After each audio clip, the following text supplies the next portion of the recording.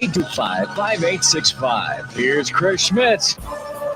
Welcome to it. It's a Friday road show, Hail Varsity Radio, presented by the Nebraska Lottery. Chris Schmidt, Elijah Herbel, Connor Clark back at our ESPN studios. We're here at the Hail Varsity Club in La Vista. You are invited out. Why? Well, it's an incredible spot for food, for drinks, fun with friends. There's not a bad TV spot here. And yes, it's International Beer Day. Is it now? It is International Beer Day. They have all the local beers you like, a lot of the brewery specials around the great state of Nebraska. But if you want to go international, hey, have fun. And here I was thinking today was special because it was ESPN The Ocho Day. The Ocho? If you're looking up there, it's all the weirdest sports. We just saw Jay Cutler is now in the Professional Cornhole League. We got to see Jay Cutler tossing the bags. But International Beer Day, I think, takes the cake. It does, and with the drought around the country, that is dangerous to have Jay Cutler playing cornhole because he could flick one of his lung darts out, and next thing you know, it's a wildfire. I fear that. Numbers to get in today can join us on Hail Varsity Radio, 466-3776 or 800-825-5865.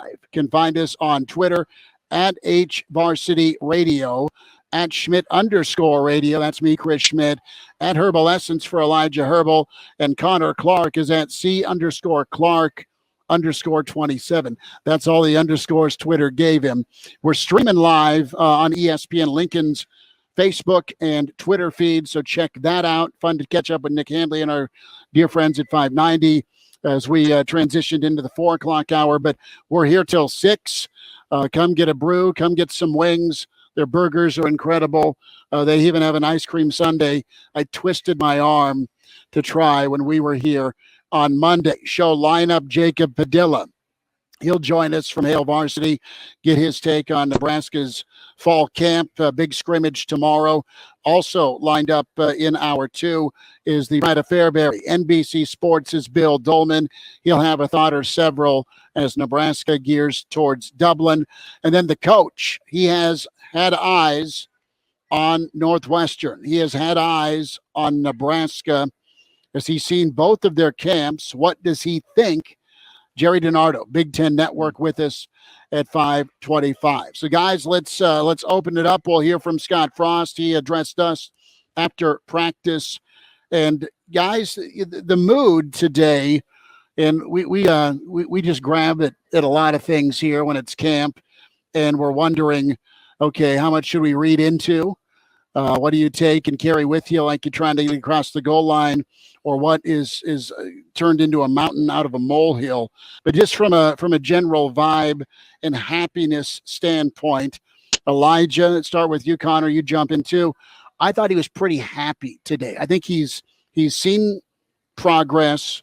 I think he feels good about his quarterback setup, and I think the hires he's made, man. We've heard from all the assistants this week, but he's getting to see it day in, day out during practice.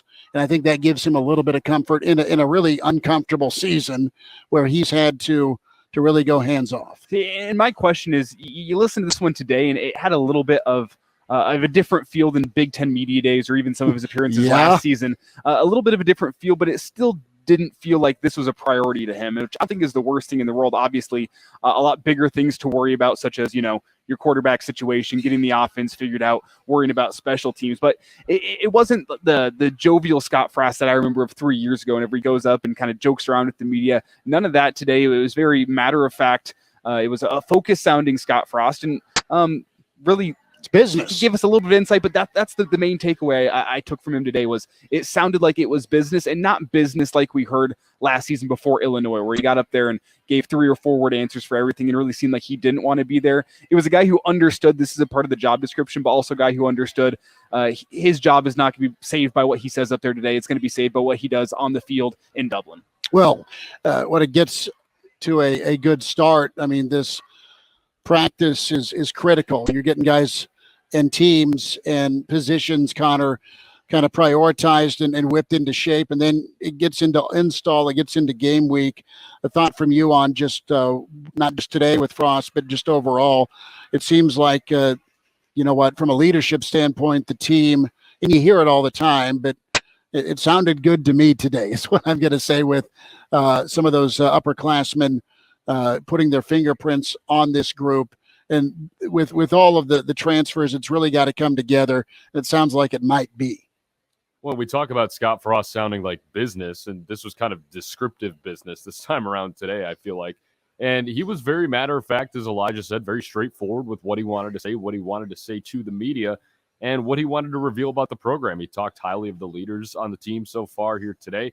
He talked about specific injuries, for instance, the Casey Thompson thumb repair, as we mentioned in the line change segment before we got on live here on ESPN Lincoln. And it just was a deeper dive into the mind of Scott Frost, what he thinks specifically. And I think he's also starting to find his role, because you mentioned, Chris, how he's starting to become more and more hands off on the offense and letting Whipple kind of really take over that unit on the football team, which is something that, you know, we've seen Scott Frost be kind of uncomfortable with. But I think he's starting to really find his role within this new look coaching staff, and I think that'll be good for the entire program. Where do you delegate and ask your folks or ask people you know that are in the business world? Man, that is hard to do if you've been a hands-on guy, specifically in college football, with where you cut your teeth in offense and what got you hired in Central Florida. What got you hired in Lincoln was the offensive program you had, the high-flying, the high-scoring, the explosiveness, and to turn that over, or at least give up some of that responsibility, man, my cold, dead hand, right? I mean, that's difficult for a lot of coaches. And quite honestly, you go back and think of, okay, who have been some really good head coaches that are also offensive coordinators? I mean, Coach Osborne's the gold standard. Steve Spurrier was really good. There you go. I mean, really, those are the two guys that did it and won championships. There's been others, but they don't come to mind. You need a fantastic coordinator on both sides of the football, and you want to be able to delegate and trust that the work's going to get done. Let's hear from Scott Frost here as he kind of kicked things off with his post-game, or post-practice rather, and he touched on the effort and a lot of the leadership that he's been able to see so far through camp, through 7 practices. Kind of highlighted it to me because we have scrimmage tomorrow. The kids all know it, and sometimes the practice right before that isn't always the best. Didn't have to coach effort or intensity or desire at all today. This is a hungry team, and seeing a lot of really good things. So it's been a fun few days. We got a schedule where the kids are trying to keep the kids as fresh as we can keep them, and I think they've responded to that. So we just got to go upward and onward from here. So good. The team's hungry at 3-9. You should be starving.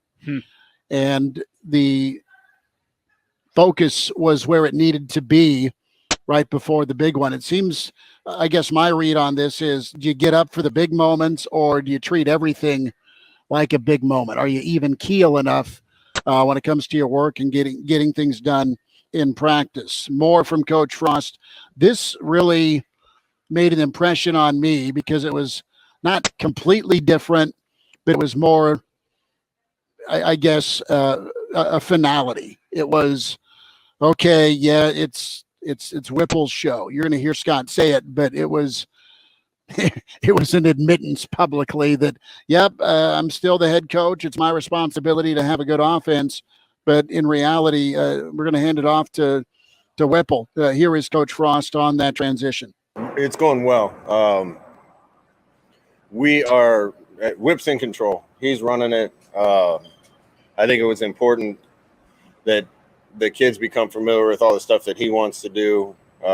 There's elements of it that we've done. I think we'll add wrinkles and things that we've done, but trying to get overly involved every day probably wasn't the right strategy. So I'll help, and I think we'll end up with a good blend. But to this point, it's been fun to watch his offense kind of evolve and bloom.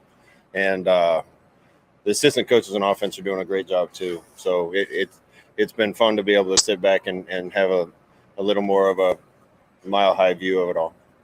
And Schmidt, this comment right there takes me back to something that Gary Barnett told us just after Big Ten Media Days, where we asked him, like, what is this going to look like? Do the coaches even know? And he said, this is something that while you may have a general idea of it going into fall camp, you're going to have to flesh this out, not only through fall camp, but through your first couple of games of how does that relationship work? When is Scott going to give his insight? When is Whipple going to give his insight? Who takes what? And that comment to me tells me that through a week of fall camp, they've been ironing those things out. And it sounds like Scott's got enough trust in Whipple and what Whipple's doing with the offense to take his hands off a little bit and go maybe focus on the special teams or focus on the offensive line. And that's something that I'm sure terrified him going into fall camp, knowing, man, I have to give up control. But now a week into fall camp, he's seen the work that Whipple has done, and maybe just that trust factor has gone up. Here's the thing. His job is to make sure everybody else does their job. Mm-hmm. The offense, when it comes to running the football, when they have to run it, guys, they've not done their job. The defense wilted a little bit in the second half of last year because of all the heavy lifting. What's the depth look like in that defense? Is more depth being developed? And ultimately on offense, is there going to be enough balance with a run game, with a passing attack, with protection on the offensive line? He's able to go to spot and micromanage if he has to. Clearly, special teams were not micromanaged by Scott Frost last year or in previous years, and that was detrimental. And you've seen it shifted with the influx of starters, position group starters that are going to be starting on special teams. So with him making that admittance, that declaration today, the way he said it, not just that he said it, kind of hit home for me because it was him letting go. It's still his job. It's still in his control. But the way he made it sound says, okay, it's Whip's show. That was a big statement for me today. And how it sounded was as important as what was said. And to go along with that, you said something about micromanaging, but I'll say I think it's him realizing that his job is not to micromanage everywhere. Your job is to manage the entire team without micromanaging any one spot. So you have to micromanage what needs fixed. Sure. And I'm not sure micromanage is the right word with that. It's still management to me to make sure that whatever coach you've brought in to come fix this or whatever plan you had in the offseason to get this addressed is being carried out. But I don't think it's your job to carry it out. And that's what the insinuation of micromanage is to me, that now you've put it on your shoulders. It's not that at all. It's that you're making sure that the people you've put in place to take care of this are doing their job, as you said a little earlier. Well, and if quarterback's a problem, Connor in Dublin, he'll have more input. Mm-hmm. If the running game is the same mess from a rotation standpoint, and it won't be, but if it is, he'll let that room know about it. And the offensive line, that's the biggest question moving forward, is can you settle? And he didn't want to really divulge what was going on, but they're trying a bunch of guys at a bunch of different spots because they believe they're capable. Yeah, I mean, I think you have to, too, when you're so uncertain about where guys are going to fall. You might as well try them at different spots, see what works, see what doesn't. And we go back to the micromanaging thing. I mean, yeah, that is Scott Frost's job. And even though he's hands off on the offense now, he's still going to give his input. He's still going to hold guys accountable. And as you mentioned, Chris, if things don't go according to plan in Ireland, say the running back room doesn't look as sharp as we anticipate, or the offensive line has its issues, Scott will hold them accountable. Because as we've talked about all offseason long, this is a really big make or break year for him at Nebraska. One more thought from Scott Frost before we get a timeout. You're invited out here to the Hail Varsity Club. We're here till 6 as we are in La Vista between Cabela's and the Embassy Suites. Great food and drink specials, International Beer Day. Come celebrate, take a load off. You've earned it after a long week of work. Coach Frost here. Last thoughts from him on camp and the new coaches, how that's going with one another. No, it's going the way I think everybody expected it. If you run any scheme, offensively or defensively, if you run it well and you have good players, you can be good. And having somebody with the experience that these assistant coaches have and the experience Whip has in here brings a lot of ideas and a lot of experience to the table. We just got to keep working to make sure we land in a good place. Can send an email if you like, Chris at hailvarsity.com. Give us a follow and find on Twitter at Schmidt_. Radio at Herbal Essence for Elijah Herbel, and Connor Clark at C_Clark_27. Yeah, and give us a follow on the Twitter account as well, at H Varsity Radio. It's a great place to find us. If you want to check us out in the live stream has been retweeted on the H Varsity Radio Twitter account, so check it out there. We'll have some highlights from the show posted up afterwards, and it's the daily show line up there. It's a great follow for you. Go check it out, and that's how you stay up to date with everything we're doing here on Hail Varsity Radio. And what's really awesome here with Hail Varsity and, of course, Hurrdat Sports, Hurrdat Media, the film crew's out. I mean, they are, I don't know if they have to have insurance on the cameras, at least for me. I'm not throwing you under the bus. I got camera experience. I was a Husker Vision employee. No, I know, but my point is what they're shooting is maybe scary. Then we're going to throw peanuts at me up here on stage. We're winding down here this first segment. Jacob Padilla next on Hail Varsity. And we're back Fellas, think we could listen to the radio lesson? on Hail Varsity Radio, presented by the Nebraska Lottery. Yes! That's awesome! Thanks for spending time. A Friday road show. Hail Varsity Club is where we're at in La Vista. Chris Schmidt, Elijah Herbel, Connor Clark back at our ESPN studios. We say hi to Jacob Padilla with HailVarsity.com and magazine at Jacob Padilla _ is where you follow him. You read him with HailVarsity.com and magazine. And Jacob, how plush of a leather chair is that you're sitting in? That looks amazingly comfortable, my friend. Yeah, it's pretty comfortable. Got it from my dad. So I don't really have an office here in my apartment. So just chill here on the chair and take care of what I need to take care of. Do you think John Cook had to have a seat today when he learned, or maybe he knew ahead of everybody, but Kayla Caffey to Texas? Let's talk volleyball before we get into some college football with Nebraska. Your reaction to Caffey down to Bevo Land? Yeah, when kind of the news came out that she had entered the portal, I kind of, without even checking to see like what Texas's roster situation looked like, if they even had room for her, I kind of thought to myself, probably going to end up at Texas, right? So I apparently she went down there and visited Keelan Akana anyway, so got to look down at the area herself. So not a shock. It seems like obviously there's a lot of kind of shared history between Texas and Nebraska there, and I don't think Jared Elliott ever will turn down an option to tweak John Cook a little bit. So obviously you got Akana and Caffey both on Texas this year, and we'll see kind of how the season goes for both teams. Well, I mean, if you want to win in volleyball outside the Big Ten, you can probably only count on one hand the types of programs that can compete with Nebraska, have that same level of talent. And like for a Nebraska volleyball player to go transfer somewhere, I feel like they don't have that many options if they want to keep up that same level of play that they experienced here at Nebraska, you know?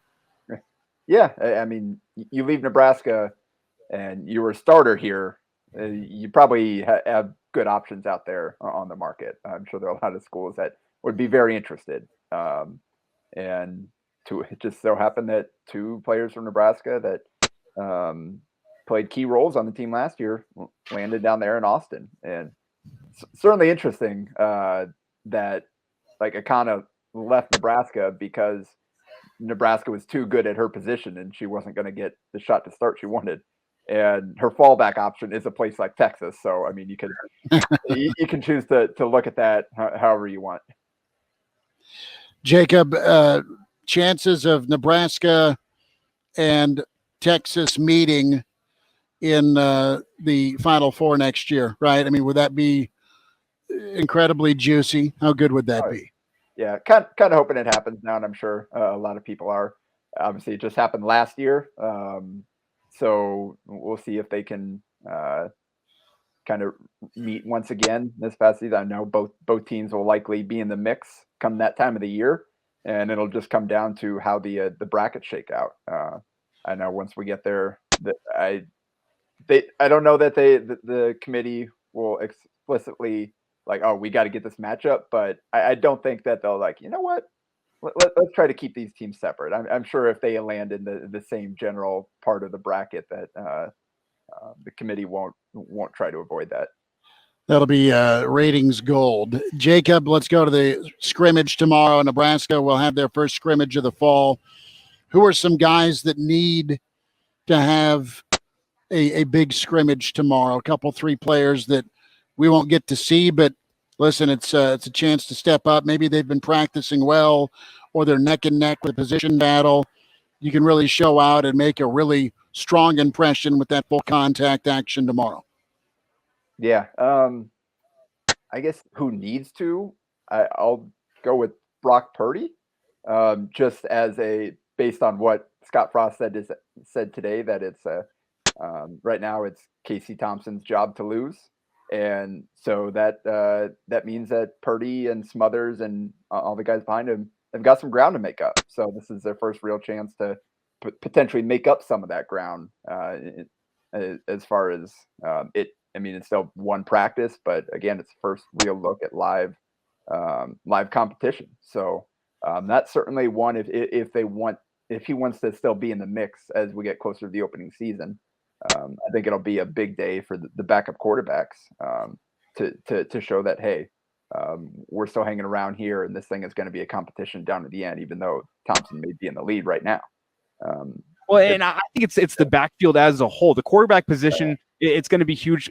For a guy like Casey Thompson, I know they've said that he's the guy to beat right now. He's got to lose that job if somebody else is going to take it from him. But you still got to go out there and show that, you know, they brought you here for a reason, and you are going to lead this offense and the leadership qualities. But it's the running backs, too. It's going to be huge for tomorrow, because think of a guy like Jaquez Yant. I don't think his time to shine is a time whenever no one's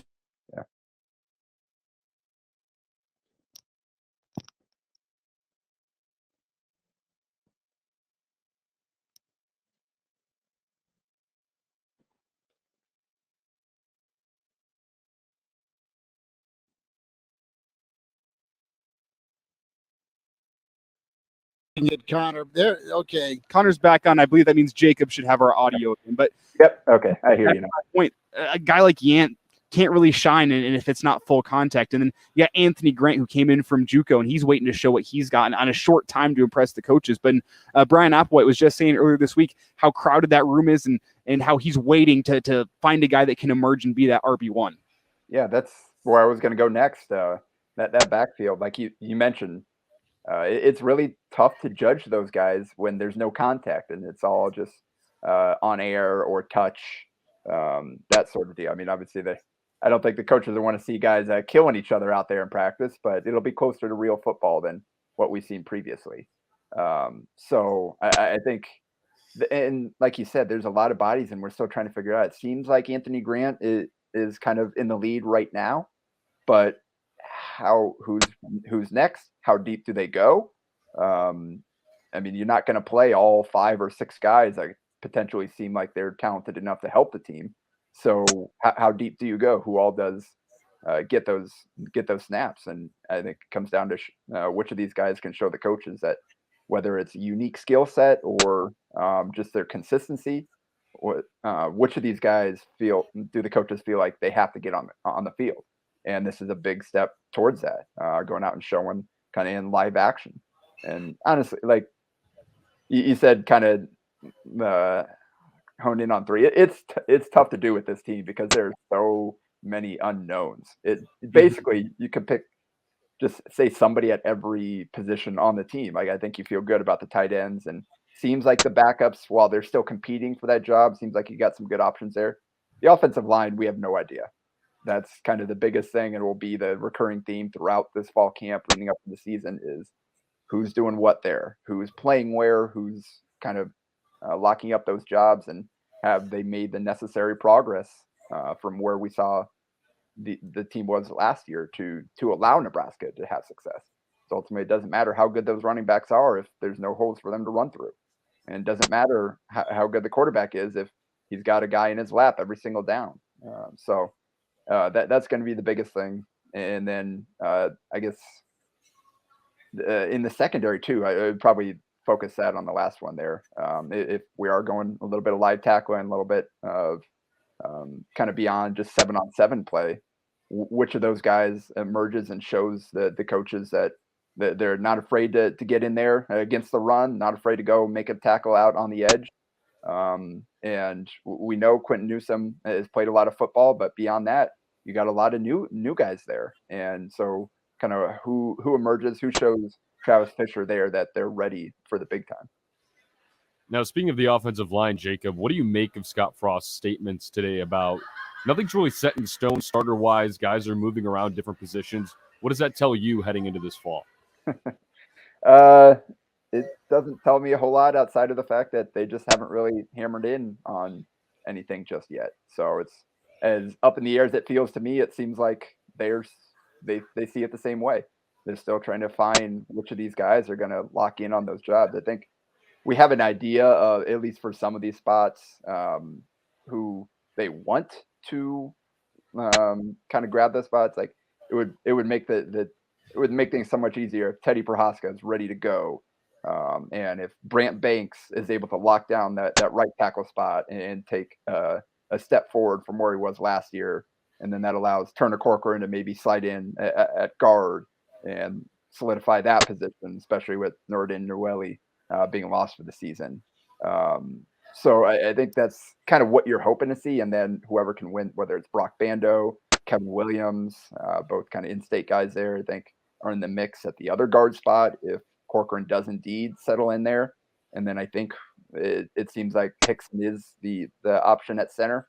They've got a few other guys that they're kind of working in there, but that seems to be where we're at. So yeah, I mean, they're still experimenting. They're still moving guys around, but I think the closer we get to camp, they really need to lock in and let guys kind of settle in at any one spot, so they can really start making that position their own, and you can build that chemistry, because it's an important deal for guys to have the camaraderie with the guys next to them, to understand who's going to be there, who's going to be like, feel, all right, this guy, I know what this guy is going to do on any given snap. So they got to start identifying kind of who those guys are going to be and building that up here as we get closer to the start of the season. Trust is going to be so important. Jacob Padilla is with us, HailVarsity.com and magazine. Jacob, about 40 seconds here before we got to head out. Thanks again for jumping on. Overall, are you yay or nay that the defense can be as good as a whole as last year? I think it can be pretty close. I think they're stronger potentially in some areas, but still some question marks in some others. We'll see. I think a lot of it will come down to the big guys up front and how well they're able to stop the run. Because I think they'll be able to get after the passer better this year than they did previous year, with Garrett Nelson taking a step forward, with O'Shawn Mathis joining the team. But will that matter if they can't stop the run consistently, particularly later in games where teams really started to gash them in the fourth quarter last season?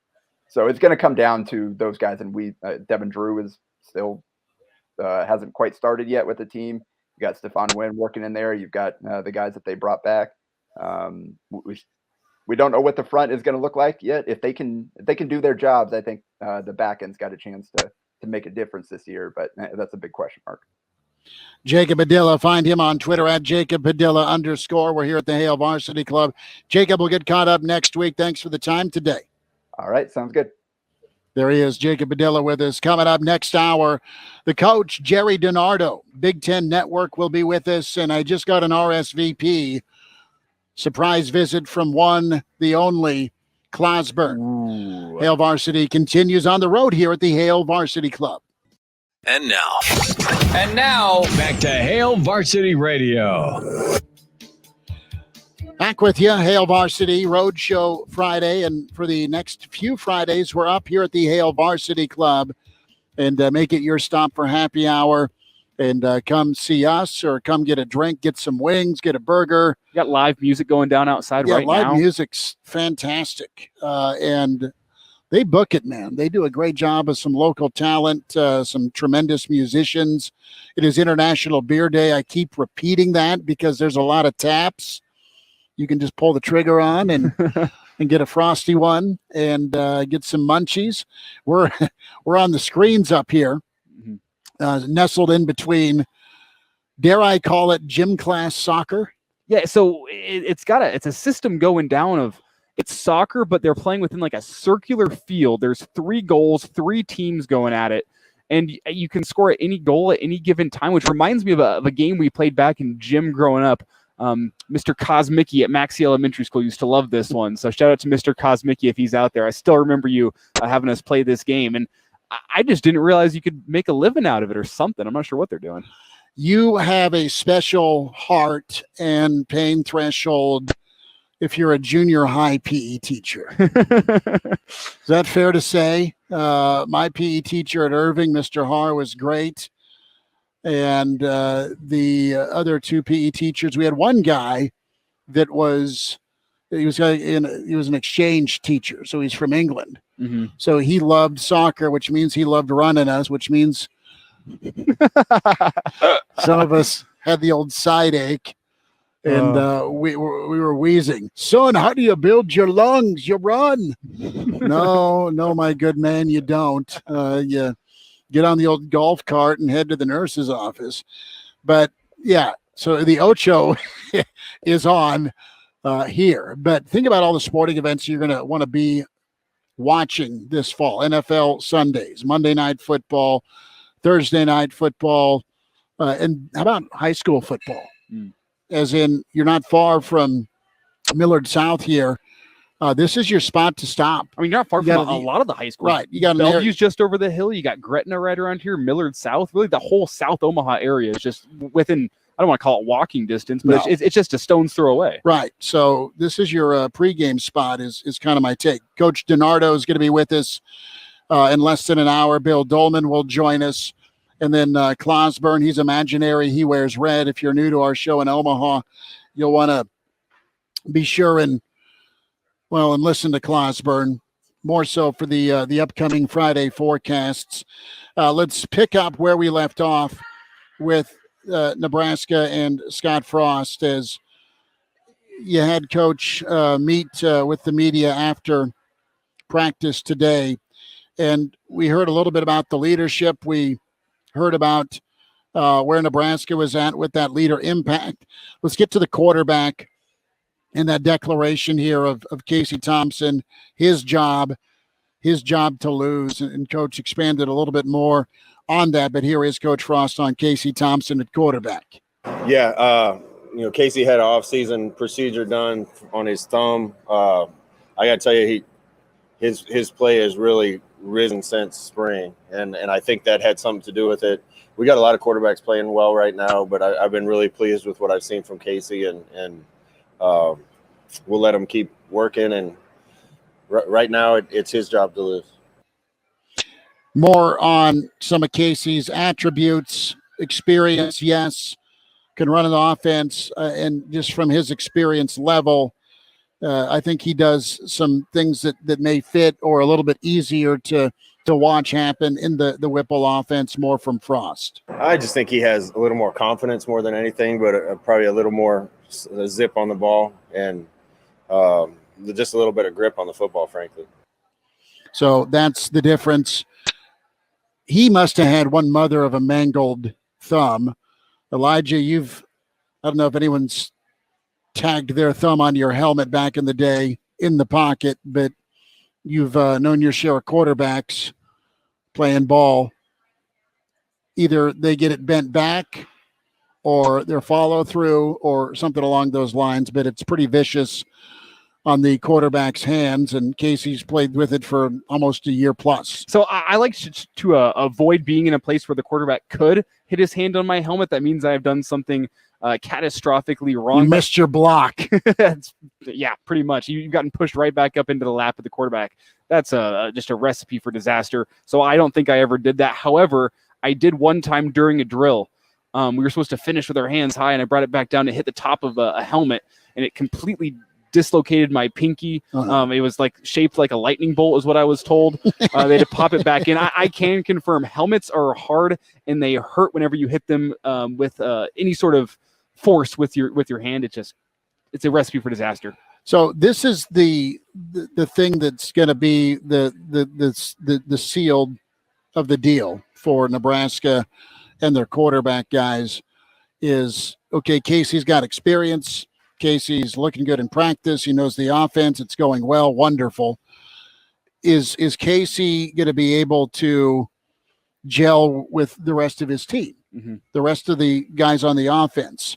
The rest of the guys on the offense have spent quite a bit of time with Chubba Purdy. The rest of the guys on offense have spent plenty of time with Logan Smothers.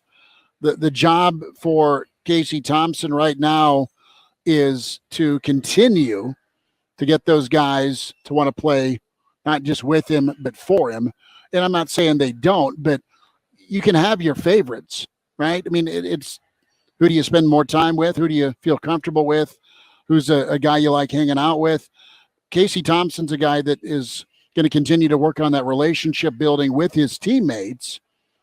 And, you know, you'll put up with somebody if they're really great at their job, but it's a different deal when you want to go win with them, not just because of them. Dare I go Aaron Rodgers with this? Of a guy where, sure. I mean, it depends what teammates you ask.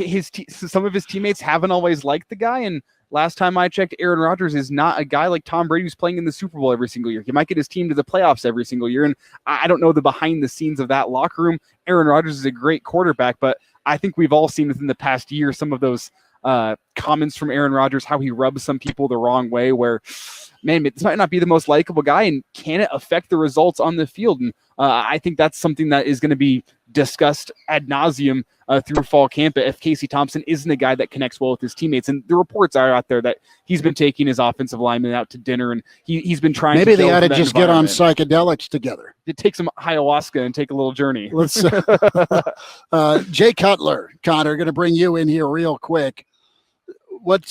Jay Cutler is another example of guys that, all right, we'll tolerate him because he's super talented. And then there's guys who also played with Jay that said, yeah, he was a good dude. I've heard it both ways.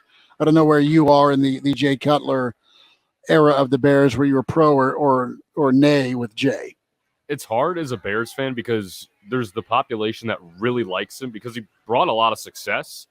But there's a part of Bears fans, sometimes including myself, that really don't like him because why is he on a bike in the middle of the NFC Championship game after, spraining his thumb? So it's just stuff like that kind of puts you on one side of the fence or the other with Jay Cutler. It's a pretty split opinion, I would say. See, and I got to see Jay Cutler as the Broncos quarterback for a couple of years too. And it's that same thing of, the guy had talent, but I wasn't sad to see him go because of these things Connor said. We'll wind down this first hour here at the Hail Varsity Club. Here till 6. You can pop in anytime, get a beer ordered, and on the way with Bill Doleman. Hour 2 shortly. It's Hail Varsity, presented by the Nebraska Lottery. And now, back to Hail Varsity Radio. One final time, hour 1 here at the Hail Varsity Club in La Vista. Chris Schmidt, Elijah Herbel, Connor Clark.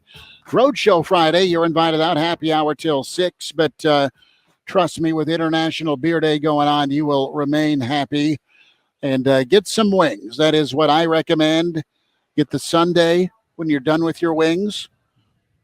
That's a solid choice for me. Get to the gym the next day, but it's tremendous. Try their burgers. You'll love them.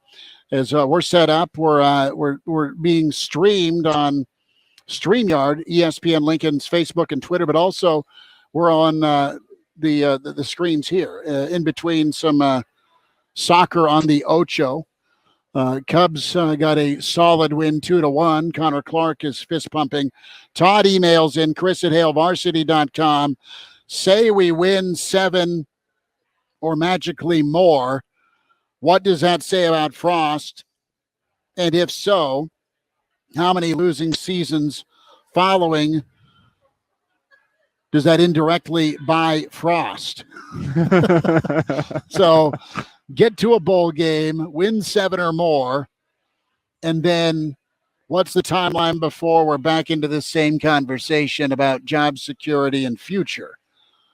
I think he has an opportunity with a good season to get back to that $5 million a year mark, get a little breathing room, solidify this staff, keep the recruiting and the NIL and the portal wins happening, showcase the fact that you're a program that can win in the Big Ten, get guys to the next level, and also be a place where guys from different parts of the country can come play together and work well together. That's not always easy. And it could be a great advertisement for you. So you don't have to have that conversation in year 7 or year 9. And well, that's where I'm at. I'm worried about this season if I'm a Nebraska fan and get through it, get to a bowl game, and then let's talk about 2024. Let's talk about 2025. Let's worry about what's next on the menu opposed to what's on the plate right now. And I'll just say it's all about showing progress this season. That's what Alberts has been saying, where you got to be better. You got to show that you are a program moving upwards. And if you say you come back next season, 8-4 this year, hypothetically, and you come back and go 5-7 next year, that doesn't show any progress, and that probably gets shown you the door. But instead of going with a pessimist take, let's go with the optimist take and say, well, in the event that Scott Frost does exceed expectations this year, maybe he's going to pull a Harbaugh and go flirt with some NFL teams in the offseason to try to get that raise from Trev Alberts in the offseason. That'd be the more optimist take. Yeah, I don't know that he's going to be flirting with any opening or gig. I still can't believe Harbaugh did that. Well, Jim's an NFL guy. I mean, he did really well there with the Niners, except his GM and him hated one another. Shocking. Harbaugh's interesting to work with and work for, but really good, man. When he hits on it, look at his Stanford time. So Bill Doleman going to join us. He is with NBC Sports, if you remember the Tom Osborne show and all those great Husker Vision productions. And plenty of college basketball. Bill Doleman with us. And now you hear him on Olympic race walking. Yes, race walking. So Billy D will join us. And then Coach DiNardo, Gerry DiNardo, he saw Northwestern this morning, and he saw Nebraska yesterday. What's he think of both squads as they kick off college football in Dublin? So that's going to be a good conversation with the coach. Clauseborne, before we say goodbye, Hail Varsity live here at the Hail Varsity Club Roadshow Friday. We're presented by the Nebraska Lottery. Welcome to Hail Varsity Radio, the voice of Husker Nation. Insight, opinion, expertise, with the biggest and best names talking Nebraska across the state. Join the show on Twitter at Hail Varsity and at Schmidt_radio. Call in at 402-466-ESPN or 1-800-825-5865. Here's Chris Schmidt. Back with you, it's Hour 2. It's Hail Varsity Radio, presented by the Nebraska Lottery. Roadshow Friday, the first of several Fridays here at the Hail Varsity Club. We lead up to Dublin as we head off to Ireland here at the end of the month. The day-by-day documentary will be here, a special screening, August 23rd at the Hail Varsity Club. We are inviting you out here till 6 tonight. Back next Friday, food, drink, International Beer Day today, plenty of wings and burgers and all sorts of goodies. We say hi to the pride of Fairbury, NBC Sports, and the biggest Husker fan you know, Bill Doleman with us, at Bill Doleman on Twitter. Billy D, how's the week? What do you know?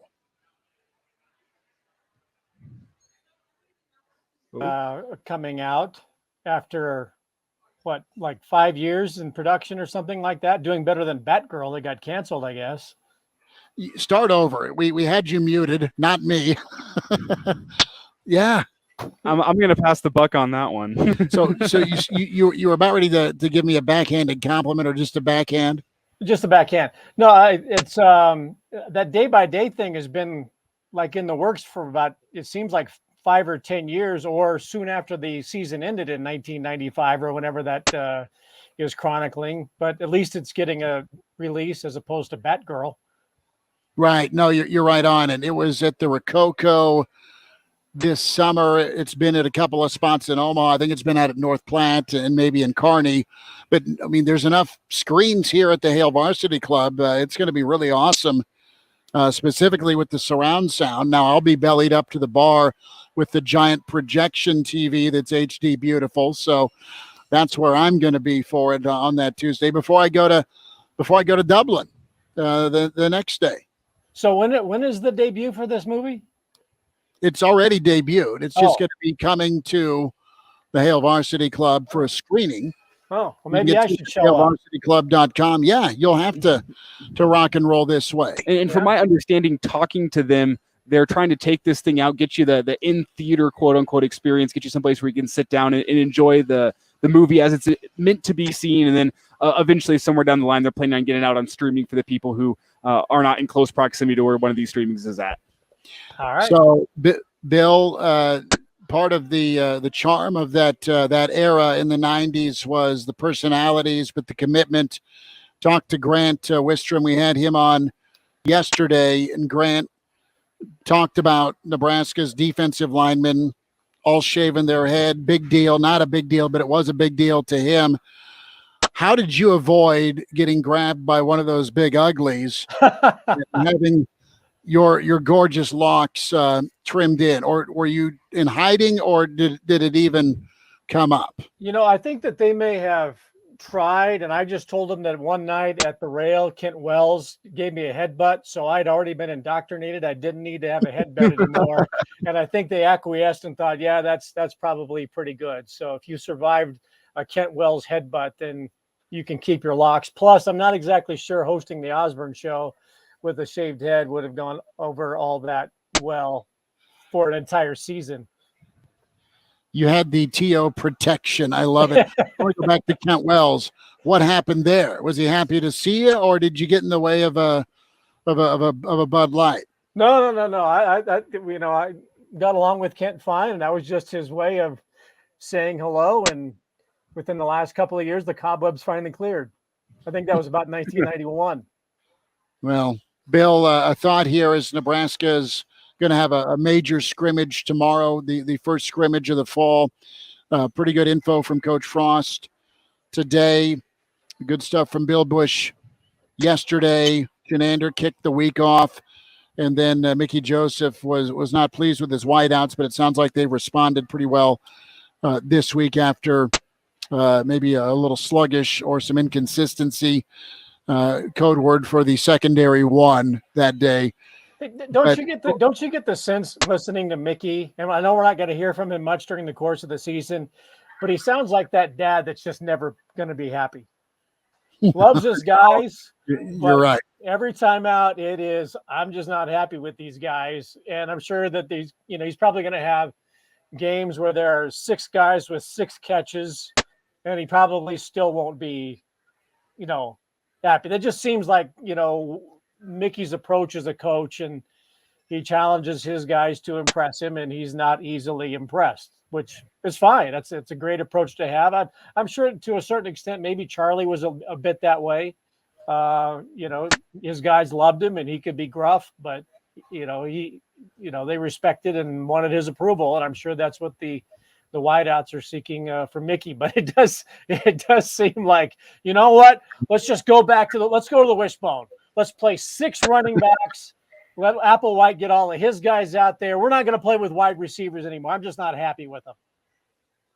Bill Doleman's with us here on Hail Varsity Radio. And Bill, there's been thoughts from the fans over the past couple of years that maybe the best talent in the wide receiver room hasn't been the people what we've been seeing on the field. When Omar Manning took him a couple of years to finally find his flow within the offense, and even last year, it necessarily felt like you saw him at the height of his potential. Same thing with Xavier Betts. Really feels like the only guy that I can think of in the past couple of years that's lived up to his potential has maybe been Samori Toure, what we saw from him last season. But do you think that's been an issue within the wide receiver room, or do you think that's been an issue among who's been coaching the wide receiver room without them really having a dedicated wide receivers coach? You hear Mickey talking about his standard being excellence. I don't think that the standard we've seen in the wide receiver room over the past couple of years has been excellence.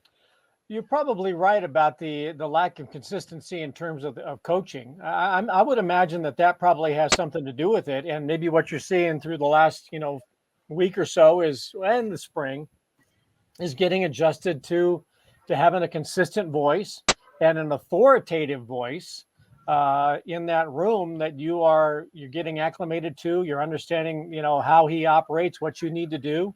But at the same time, let's face it, things have not been, great offensively with, Adrian being turnover prone, Adrian not getting a lot of protection, inconsistency with running back. There just hasn't been consistency anywhere on that side of the football. And trying to, Martinez can't throw good passes if he's under duress or if he decides to run and then fumbles. And, the wide receivers are just running around out there. If the offensive line gives Casey Thompson, Purdy, Torres, Smothers, anybody, Harburg protection, you're going to have those wide receivers are going to have a chance to run their routes, get open, and make plays. And it just hasn't been everybody together. There's always been something dysfunctional with that offense the last couple of years. And I think having that consistent voice and the guy you really want to, impress, I think that's going to be a big deal. And Mickey obviously coached well at LSU and had guys go to the NFL, but Mickey played at Nebraska, he understands Nebraska, and there's an excellence, not just to being excellent offensively, but there's an excellence that he understands that it takes to be a Nebraska Cornhusker, and that's important. Bill Doleman with us, Hail Varsity Radio. We're live at the Hail Varsity Club in La Vista between Cabela's and right next to the Embassy Suites, just off Giles. You're invited up. I think Jason Aldean's rocking and rolling a little bit later tonight, so you're making your way this way. Stop in for a pint and some munchies. Bill, it's going to be big for a lot of guys. But what I thought was really good about Scott Frost, it's not like he admitted it, but he said, yeah, it's Whipple's show. So I thought, and not just that he said it, but the way he said it was, an admission that maybe I was a little too involved versus turning it over, that CEO topic we tend to get into. But he also highlighted that guys that have come here have been able to be pretty good teammates, and the guys that have been here have been good teammates back. And that's not something that I anticipated going as smoothly as it's sounding right now anyway, that it seems like everyone's on the same page. I think overall there's better organization, and that's been not the case the last few years. That was interesting. I heard his comments, what was it, yesterday that he met the media, or maybe it was earlier today, this morning. And there were like little nuggets that were gold, in terms of what he was saying. And Mark's in charge of the offense. And you're like, what? It's his show. You're like, that is really backing away from what has been said since Mark Whipple got hired, that it was, Scott's offense are going to work together and, oh yeah, I'm still involved and da-da-da-da. And I'm sure Scott still will be, and I'm sure there will be times when Scott says, let's run this. But to say that, I thought was, pretty revealing. And, Scott's not a man of many words anyway. So that's why I thought, wow, that's quite the nugget. And then he said that the quarterback job is Casey Thompson's to lose. To say that at this point of fall camp was, I think that was kind of I'm not going to say it's alarming, but I'm saying, wow, that was pretty bold to just come out and say that that's the way it is. And Casey's the guy, and Purdy looks good.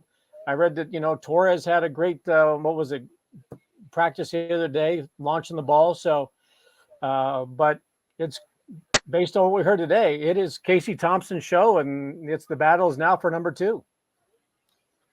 Bill, tomorrow is the scrimmage day in fall camp for the Huskers. How important do you think that is for not only the team, but certain individuals as well on that team? Well, the first scrimmage is always really, really important, because I think now you really see who has come into camp in shape, for one, but then also who has been studying and paying attention. You can go through that first week or so and look good in drills and whatnot, but when you can get out there and, if the defensive backs have had the best of the receivers the last couple of practices, tomorrow's the day for the receivers to prove that they are on page with Mickey. That offensive line has to show up well against, what should be a pretty good defensive front for Nebraska this year. I know Coach Root is happy with the depth that is emerging at linebacker. So all of a sudden, you've gone through this first week of practices. Now let's see who is stepping up. And in addition to Casey Thompson being the guy at quarterback now, is it Ramir Johnson? Is it Omar Manning? Is it Alante Brown, who they're very high on? On the other side of the ball, is Mathis as good as advertised? Is that defensive secondary as good as advertised, or will the receivers have the better of them tomorrow? So I think tomorrow is maybe the most important of all the scrimmages leading up to Dublin, because once they get to that last scrimmage before Dublin, that's going to be like dialing it back. That's going to be a game mode, not a walkthrough, but a game mode type scrimmage. So I think that tomorrow is really important. How savage were T.O.'s scrimmages? Because those guys were contact quite a bit, and then when it came down to it, who's gonna solidify the job? Even though somebody had started, you better keep the job. You know, going back and thinking about that and listening to what they've talked about with leadership, it wasn't so much that they were, I shouldn't say overly physical, because Nebraska scrimmages back in the day were physical because that's what the players kind of dictated. But I was always impressed when I would go watch practice or watch a scrimmage to kind of see what the aftermath was of a certain play, how nasty they might get at each other. And there was barking, and there was chipping, and there was pushing, and there was shoving.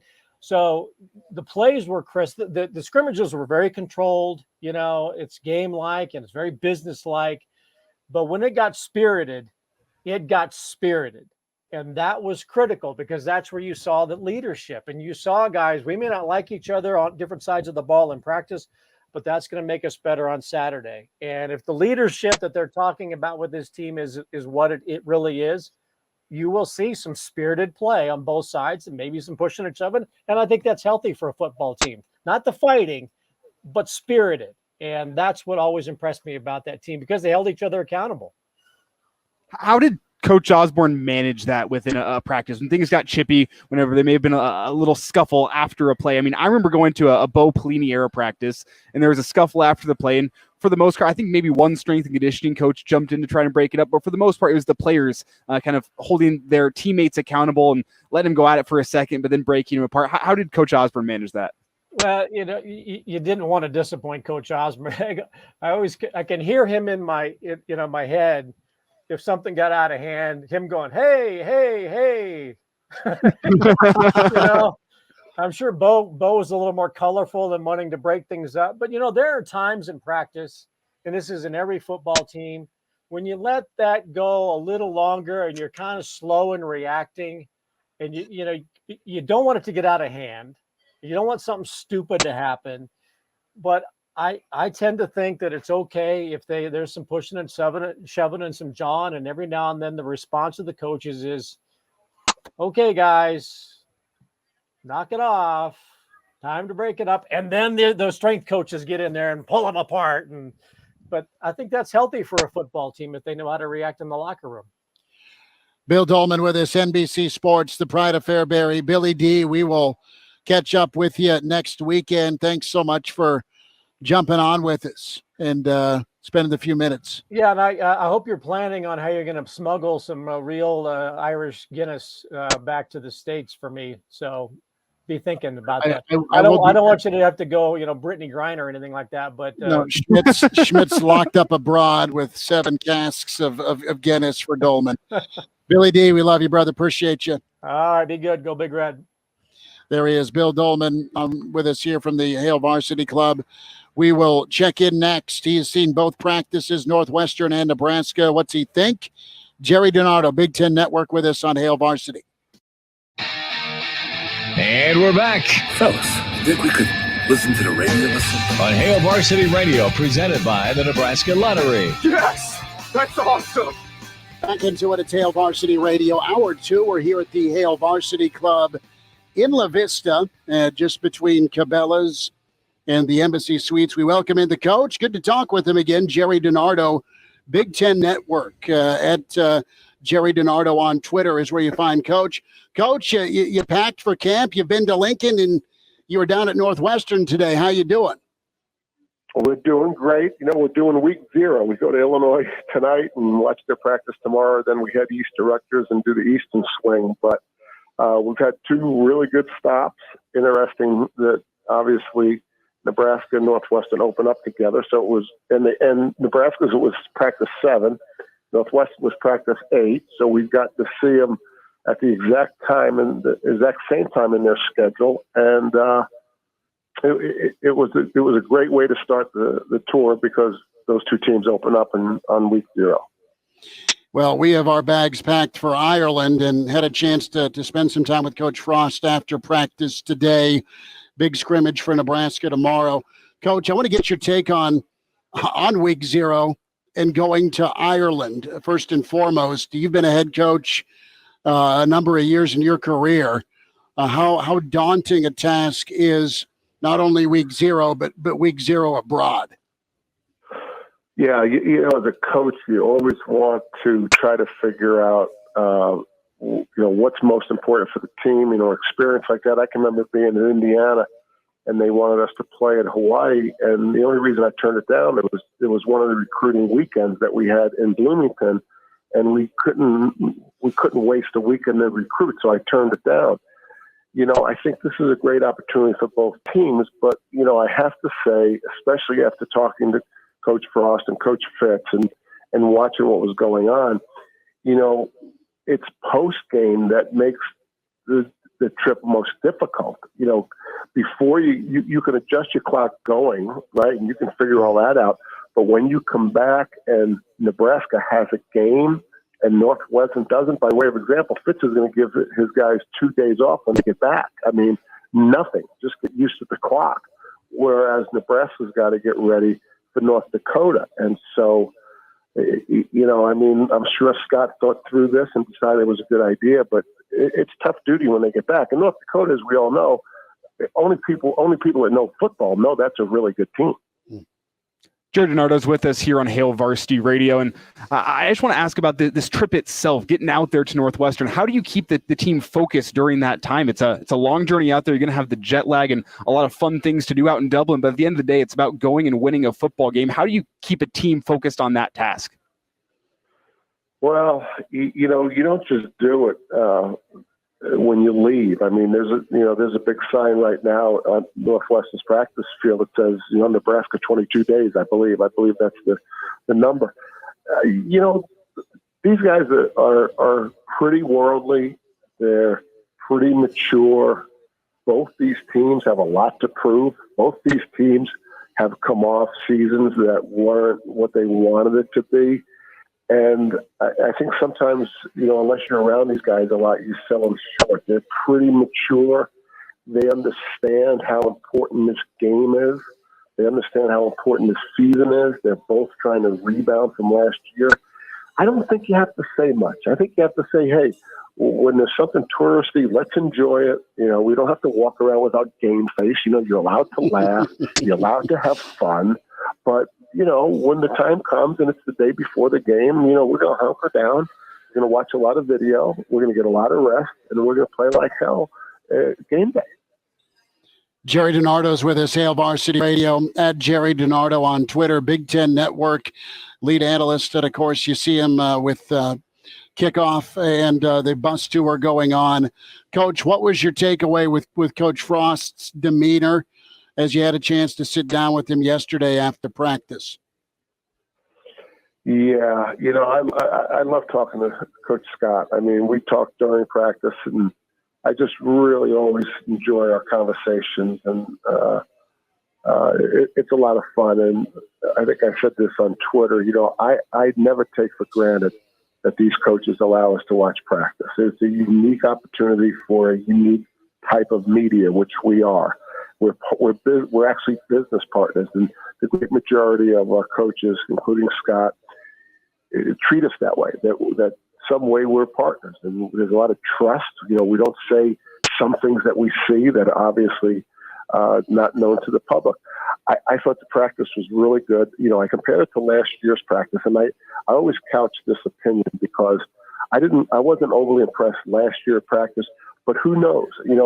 No coach has ever said we've never had a bad practice. It could have been the tired legs. I don't remember when it was, but I do remember after yesterday's practice, looking at that practice and saying, wow, that was a really good practice. I don't remember feeling the same way a year ago. Now, it was practice number 7 for Nebraska. They've got new coaches. There's a lot of things going on. I think everyone feels a sense of urgency. So my guess is it really was a better practice than last year. But again, who knows what happened last year? They could have had tired legs, or it could have been a different day in the week. Coach, let's talk about quarterback play for Nebraska. Coach made it pretty clear that it's Casey Thompson's job to lose, but there's a lot of competition in that quarterback room with Coach Whipple. And your impression of that quarterback spot for Nebraska moving forward? Yeah, I think this is, tough times when you transfer a quarterback in and he's eligible right away, which is the new college football, right? Because I think the fans get all excited. They look at his stats and, they maybe expect too much. And so I would say, I thought Casey had a good practice. It was only one practice. But, just like any quarterback, I mean, you look at, Martinez, who left, if you just look at his numbers, you'd say, wow. But, there were times during a game when some quarterback mistakes cost them a game. So we don't know that part of Casey Thompson. And, I say this, I can watch the drills, I'm very well coached. I can watch the team practices. I can watch the emphasis on special teams. But until Nebraska plays, we won't know if they're going to win the close game, which I would expect the first game to be close. And are they going to perform in special teams? And is the quarterback going to be mistake-free or close to mistake-free? Those are the three things that you really can't tell in a practice. But you can tell those are going to be the three things that dictate the success or failure of Nebraska's season. Coach, what can you glean from a practice? I mean, you mentioned all these things that you don't know. Is there anything that whenever you go on this tour and you go to the practices, can you get the sense from a practice of, this team's going to be good based on, say, this or this? Yeah, this is great. Elijah. I mean, this is spot on, right? I mean, I've been asked this question 100 times. I mean, so the first thing you do is you walk around and you try to assess the talent, right? So I walked around, I think Nebraska's offensive line, I think they're fine. I think they're as good as 2/3 of the teams that they're going to play, or they're as good, maybe not better. Then obviously you look at the quarterback, you look at Shannon's defense. They've improved every year. You expect them to improve again. But to answer your question, big picture-wise, after watching these two teams, and I made this comment today after practice, I wouldn't be surprised if the winner of this game in Dublin is decided on the last play of the game. So when you get a look at the personnel, they're pretty balanced. I'd say maybe Northwestern has an edge in the defensive line. Maybe they're equal in the offensive line. They both have somewhat of a question at quarterback. Nebraska has the better defense coming back. Northwestern really struggled on defense. Northwestern, pretty good run game, pretty good backfield depth. Maybe that's a little bit better than Nebraska. So you just try to go to each group, evaluate the talent as it's relative. Now, I have to tell you, when we go to Ohio State, it looks like they're playing a different game. I mean, that's how much different their talent is, right? I mean, it's just there's absolutely no comparison. And then you watch the team period and try to see how efficient they can be on offense, defense, and special teams. A few more minutes here. Gerry DiNardo with us, Hail Varsity Radio, live here at the Hail Varsity Club. Coach DiNardo, Big Ten Network, couple of tours already with Big Ten camp season in Lincoln yesterday, Northwestern this morning. So, Coach, you touched on special teams, and we really like Bill Bush. We've known Bill for a while, and I think his attention to detail on top of his recruiting acumen is going to be big for Nebraska. What did you glean from special teams? Because Bill can talk to us after practice and make it sound great. And I believe what he says, but there's a renewed emphasis. You and I both know that it's cost Nebraska a lot of ball games.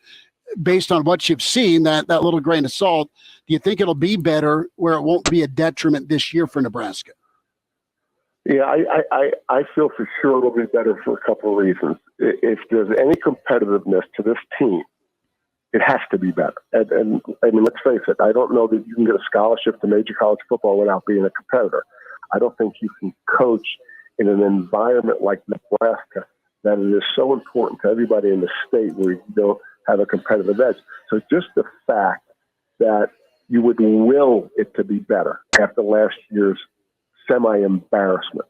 So that's one reason. The pure nature of the competitive spirit of somebody that would sign a scholarship with Nebraska. The second thing would be there's a lot of different ways to organize special teams. And obviously, when we went to practice, this is one of the things I wanted to find out, right? I wanted to find out about special teams. So I like the way it's organized. There's a lot of different ways, but the way they have it organized is obviously Coach Bush is in charge of it. But then he delegates certain positions to the rest of the coaches. So there's only 2 coaches, I believe, Scott told me. Don't hold me to that, but I think it's true that everybody but 2 coaches are involved with special teams, with Coach Bush being the head coach of the special teams. And that's a really good way, in my opinion, to break it down. When I was at Colorado, I was in charge of the left guard and the left tackle on the punt team. Now, I'll be darned if I couldn't get those 2 guys to do something right. And if I couldn't get those 2, if I couldn't get 2 people to do something right on one team, then there was something wrong with me, not the players. And so that's the kind of attention to detail. The other thing is, how much the head coach talks about it. Scott went over to the special teams field when they were doing special teams. So those are kind of, body language type of things. I think that, to me, they put the correct emphasis on it. And, I just loved what they were doing on special teams and the way they were coaching it. Gerry DiNardo with us, Hail Varsity Radio. We're live here at the Hail Varsity Club. A couple more thoughts with Coach DiNardo before we say goodbye. Clauseborne will join us in next segment as well. It's Hail Varsity. It's a road show Friday here at the Hail Varsity Club in La Vista. And now, back to Hail Varsity Radio. How about Whipple taking over on offense? It's Whipple's show. That's what Scott said. I think it's been hard for Coach Frost to completely walk away from it. You're an offensive coordinator, Coach. How much you love calling plays and putting game plans together. How do you foresee that shaking out? I think Whipple's seen and done it all, and I think he's a really good quarterback tutor. Well, I think it's more difficult now than ever with coordinators as a head coach. First of all, they're becoming generationally wealthy, and so sometimes they don't think, if it doesn't work out, that's fine. I'll buy another condo on the beach, and sometimes the choices are a young guy who wears a visor, thinks he's a genius, stands on the sidelines because his agent told him he has to be on TV. Or there's an older guy who wants to run the program, but he's an assistant coach. And so it's really difficult. I would say my experience with older coordinators is they bring a great deal of wealth, but it's not their program. It's the head coach's program. And when you get a guy like Phil Parker at Iowa, who is, I don't think he wants any other job. I don't think he wants to be the head coach at Iowa. And that's one of the reasons that makes him great. He's not aspiring to be on the sidelines. He's not aspiring to be a head coach. He's a total great X&O guy who's loyal to Kirk Ferentz. And if Mark Whipple fits that model, well, then they have a chance to make it work. But again, both of these groups bring a lot of baggage with them, the young genius and the old guy who wants to run the program. Coach Gerry DiNardo is with us here on Hail Varsity Radio. And Coach, I know you can't tell us everything you saw at practice, so I want to more dive into your history as a coach here. With Mark Whipple coming in, installing his offense through the spring, now you're getting into fall camp, trying to put some of the finishing touches on it. I mean, how much of this playbook do you think is going to be open for Nebraska whenever they go on the road, get off to Dublin, and play week 0 against Northwestern? Is this thing going to be close to a finished product, or is there still going to be work that needs to be done through the first couple weeks of the season? Yeah, I'd be surprised if it was a finished product. And when you say finished product, it kind of leads you to think, is the whole offense in? I think everyone goes into the first game with a finished product of the basics, right? There's going to be plays that they run against Northwestern in Dublin that they will run in their bowl game. Okay. There's going to be a core number of plays that'll go from game 1 to their last game of the season, and I think it'll be a bowl game. But in between there, there'll be game plan adjustments, there'll be tweaks, there'll be special plays. Like they may be, they're not going to practice a gadget play when we're there, right? Even though we're good partners. It's just that it's not smart, right? So they may put 10 trick plays in during camp. Well, obviously they're not going to run 10 trick plays against Northwestern. And so that's kind of how you do it. The finished product is there's a finished core project. How many times do you want the quarterback to run? It's 2 times a quarter. That's usually what spread coaches want to do. Are you going to run them at all? What's your red zone philosophy? All those things will be pretty solid going into the first one. And then as they learn more about their personnel, as they manage their injuries and they manage how much the players can take new input, then the package will grow. And so it's a great question because it's one of the most difficult and important decisions you make as you implement and let packages grow on both sides of the ball. Now, Eric's got great advantage, right? I asked him yesterday, of all the things that have happened since Coach Frost has been there, the defense has steadily improved. Why? And what he said was, same terminology, basically the same scheme. We've done the same things over and over again. And that's what Iowa does on defense. Not a lot has changed about the Iowa defense, and it's one of the best defenses in the country. Gerry DiNardo with us, Hail Varsity Radio, Big Ten Network camp season for Coach at Nebraska yesterday, Northwestern this morning, off to see Coach Bielema and the Illini a little bit later. Last thought, Coach, my mother is over in Italy. Any restaurant recommendations, my friend? There is one that I have, and it's in Rome. I don't have it offhand, but I could sure as heck text it to you. But, interesting you bring that up, Chris. I asked both Fitz and Coach Frost if they regretted that the game was in Dublin and not Rome. And their answer? Well, Coach Frost said he loves Rome. He's been there. And Fitz said, my name's Fitzgerald. I mean, what do you think? No. put it. Wherever. Rome would be cool in the old arena or Dublin, but no. Text me that. My mom will be in Rome sometime as she's touring Italy, and I'll make sure she gets Coach's recommendation. I'll do it. Take care, Coach. Appreciate your time. All right. Thanks, guys.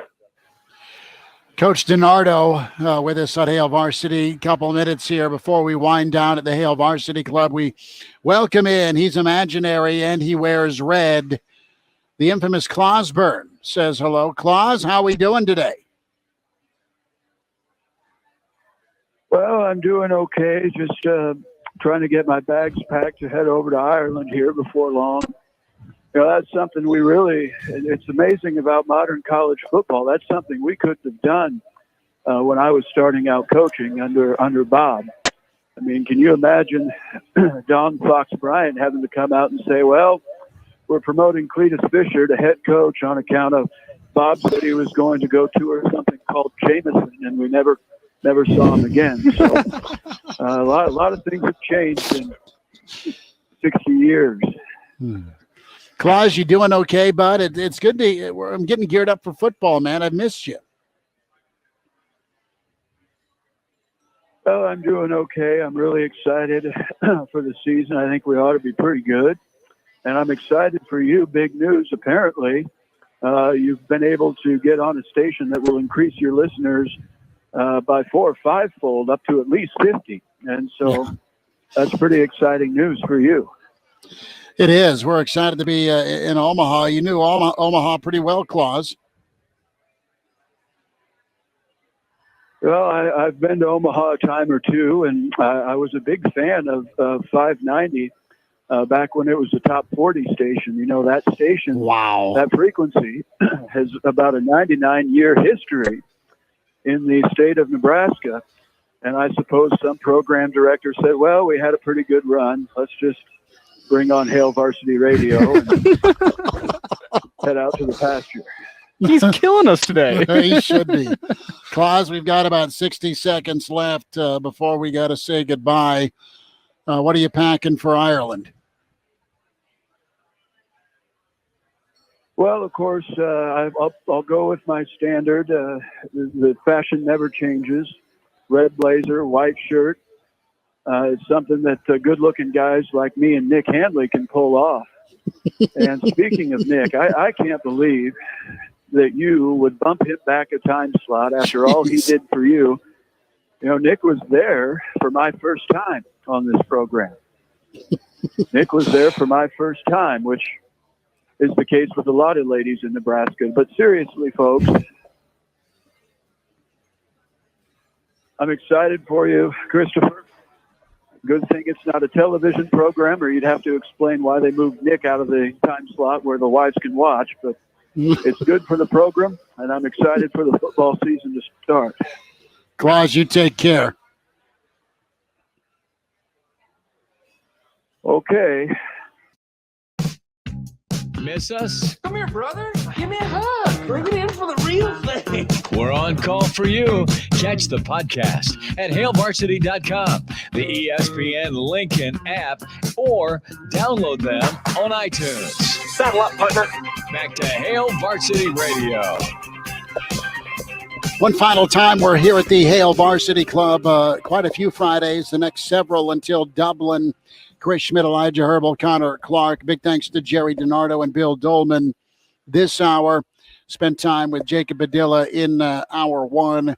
And the infamous, imaginary, and he wears red, Clauseborne just joined us for a, I guess it was congratulations to Omaha. That's Claus for you, though. It's been a while since we've heard from Claus, and man, it's just good to hear that raspy voice again. Dan tweets in at Schmidt_radio. What the hell just happened? Beautiful Parks and Rec gif. That was Claus, and he'll be a part of the Friday forecast with us every Friday at 5:40. Picks sure to go wrong. This year, I swear, I am actually going to track our results. I'm going to get them all written down, and we're going to have an end of the season Friday forecast winner. I promise you, I'm going to get it done this season. We talked about it last year. I forsaked on my duties, or I was, just preoccupied. And I'm going to get it done this year. And by the end of the season, for bragging rights, maybe for a steak and a beer, we'll have an end of the Friday forecast year-end results. That'll work. Connor is sharpening his pencil to be part of the forecast, of course, as we are on the road plenty on Fridays. And tomorrow, going to be big for Nebraska, who maintains, who grows their lead, if there is a lead, or at least in the coach's mind's eye, of pole positioning, and above all, get out of this thing tomorrow with the first scrimmage healthy. Weekend plans aside from tomorrow morning? Yeah, so bright and early, the Saturday morning edition of Hail Varsity Radio. I'm sure you'll tell all the listeners about that. 7 to 9 for our local listeners. That's on ESPN Lincoln, but also available in the podcast form. And then after that, sounds like coming back up on the road up here to Omaha and maybe going to hit some golfing at the old Top Golf. All right. Connor, what do you got going, dude? A whole lot of relaxing. We just had 9 straight games for the Salt Dogs, so it's been a Connor busy appears to have week. frozen on the StreamYard, so. Oh, well, that can you hear me at least? We got you. Okay. Yes. Well, whole lot of relaxing for me. It's been a busy week and a half, but glad to be back on. Good, dude. No, it's no one would go golf because it's going to be 7,000 degrees tomorrow. So I think I'm going to pour a vodka and go to the pool. See, I actually texted around because there's been talks among my friends of getting a group together. I said, tomorrow would be a great day to go. There's no chance that the tee time is going to be filled up with a high of 103 degrees tomorrow. And they said, how about Top Golf? It's somewhat air conditioned. And I said, well, I'll relent. I can do that. Well, there's no tee times available till 1:32. I'm young. I can handle the heat. I can do it. Yeah, you got to pace yourself. But I got to get that golf swing fixed. That's my main concern right now. Podcast is where you find us. Hail Varsity Radio, Spotify, iTunes, Google Play, and, of course, the Hail Varsity YouTube channel. Check all of those out locally in Lincoln. Back at you tomorrow at 7 a.m. Big thanks to those who came out to say hi and enjoy this FAC out here at the Hail Varsity Club. Back at you tomorrow morning. And then Monday, we're loaded up. Joel Makovica with us. We'll catch up with Jay Moore and Mr. Blackshirt Charlie McBride. Big thanks to Connor Clark. Elijah Herbel, Chris Schmidt. Talk to you next time on Hail Varsity from the Hail Varsity Club.